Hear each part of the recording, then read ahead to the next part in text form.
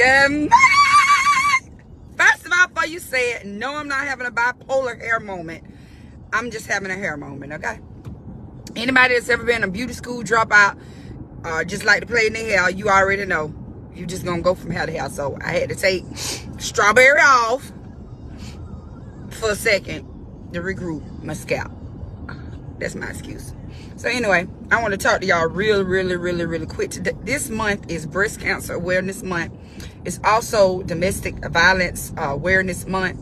And I just want to say shout out to every survivor of breast cancer or any other form of cancer. And shout out to everyone who has overcome and survived a domestic situation. It's tougher than it seems when you make it out. Now, I just wanted to share with you guys real quick. I was just in the car because I'm always talking to myself when I'm doing my makeup. And I was talking to myself this morning about, you know, people go through stuff. In life, you just go through stuff. And a lot of times, you're just not prepared.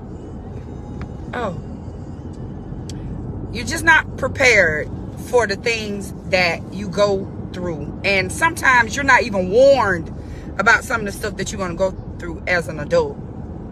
And one of the things that I went through early on as a parent was I suffered from postpartum stress disorder. I never knew what it was. All I knew is after I had my child, I had a weird feeling inside that I couldn't explain. It was almost like a detachment. See, I was expecting this experience to be like my pregnancy because I was very excited. I loved being pregnant. I loved eating the food. The cravings was my best favorite. I enjoyed that. And on the movies, you know how when somebody had a baby, they want to get the baby and hold the baby in their chest and be like, oh, my baby, oh, I had a baby. I just didn't experience none of that. I just did not experience any of that. Matter of fact, after I had my baby, I just felt void. Then I began to, it began to be noticeable to other people. Have you ever been through something in your life where you know you got a problem and then everybody else start noticing that you got a problem? Then people start speaking on your problem and you still don't know how to fix the problem. That's what I went through because I didn't know how to fix what I was feeling inside about having the baby. Nobody told me, girl, after you have this baby, you're going to be feeling crazy. You're going to feel detached. Nobody shared that with me, okay? So I don't know if I didn't even know how to explain it to nobody else because I never heard anybody verbally say after they had their child, they felt detached. So,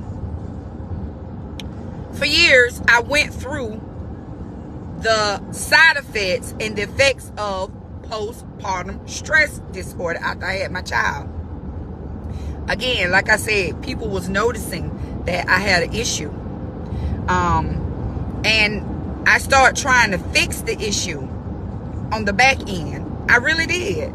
I tried to be loving. I tried to be kind. I tried to appear as if I was nurturing. I just tried, but I didn't know what to do. I really didn't know what to do. So years later, I was on, this was when Oprah Winfrey was out. She did a talk show like 8 years after I went through what I went through. And she had this woman on the talk show. And this lady, I don't even remember if it was a white lady or a black lady, but 9 times out of 10 it was a white lady because, like I said, I ain't never heard no black woman stand up and tell my girl, I got postpartum stress disorder. I just ain't never seen it. So the lady was on the talk show and she began to talk about how after she had her baby, how detached she was, how awkward she felt, and how she didn't want the baby to touch her, and how she just struggled with being nurturing towards the child that she had. Has anybody beside me been through something like this or been through a situation that you couldn't explain what it is? And I ain't talking about like, okay, you got the common cold. Everybody know when you got a cold. Or maybe you got a something else. But when you're going through something emotionally and mentally that you cannot explain to somebody, has anybody on the live been through something that you could not explain verbally? You knew something was wrong with you. You knew you was off, but you couldn't explain to other people what it was, so you were just out here lifing it. We'd just be trying to, life it. That's how we talk. Especially as a black woman. You just gonna life it. You gonna figure it out in the wash. So long story short, the young lady was talking about how she had postpartum stress disorder. And when I tell you, I was so captivated by everything that she said, because it described every emotion, every feeling that I had been going through and that I suffered. And it validated the fact that, girl, you ain't crazy. The validation, it was the validation for me. Let me just be real. It was the validation that you really ain't. This is real. People go through this. You're not alone. So I began to do some research.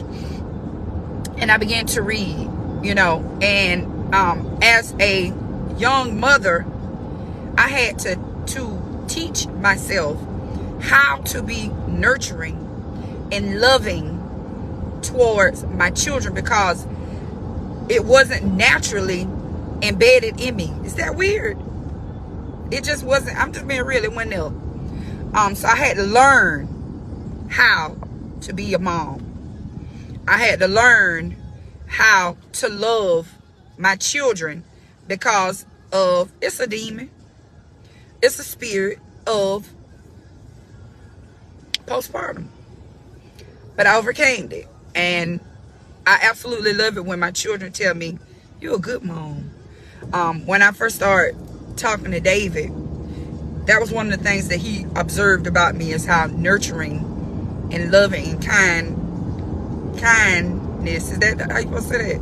How kind I was towards my kids. He said I catered to them. I didn't feel like I was catering to them, because I'm like, child, you don't even know, honey, how I had to battle and crawl through walls of my mind and my soul to get to this point. So I'm saying all of this to say, be encouraged, girl, boy, because boys probably don't go through postpartum. But be encouraged when you're going through something that you can't explain to other people. Congratulations, and my hat's off to everybody that went through postpartum depression, suicidal thoughts, those inner struggles that we don't talk to people about, because sometimes that stuff is too deep for you to even explain to other people what's wrong with you. Because number one, they're gonna say you crazy. People look at other people from the outside, and you never know what someone is going through on the inside. Oprah Winfrey helped me that day. She put a name to it. So I want to encourage you, if you're going through something, doing deliverance, if you're struggling with a demonic entity, they want to know its name so that it can be casted out. And once you figure out the name of whatever it is that's tormenting you, it has to leave. The same was with this spirit of postpartum. Once I put a name to it, because for years I lingered, I didn't know what it was. I'm just thinking, I'm crazy. Really, I just really thought I was crazy. Because like I said, black folks don't walk around to my girl. You heard about Shanae? Girl, yeah, she got postpartum. I've never heard that word. So a name was put to it, and I was able to overcome it. So after I continued to have children, each time I would prepare myself for these weird feelings that would come over me after I had children. And I fought my way through it. I, as Bishop would say, and I don't even know if it's the right way to say, fake it till you make it. No, I had to put in the work. Some stuff come easy to people that didn't come easy to me, because I was battling with that spirit, and it really wanted to overtake me. but I overtook it. Shut up, my kid. I overtook it.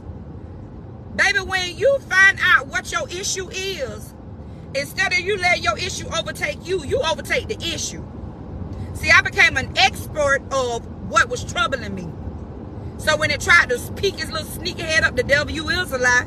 Everything that I read about postpartum, I made sure when that feeling came up in me, I did the opposite. Yeah, I did the opposite of what the paperwork say you're supposed to do. And that's what we got to learn to do. When they diagnose you with something, you put the word on it. I put the word on it. And I began to walk it out. And it was not easy for me.